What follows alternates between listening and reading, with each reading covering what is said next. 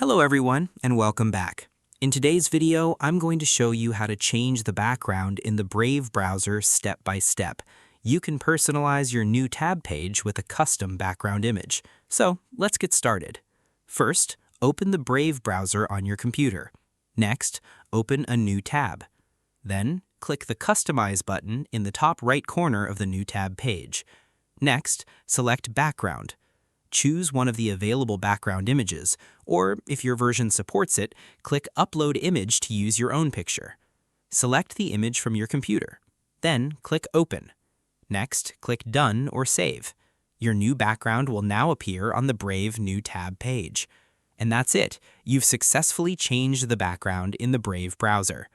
Thanks for watching this video. If you found this tutorial helpful, don't forget to like, subscribe, and turn on notifications for more Brave browser tutorials and tips. See you in the next video.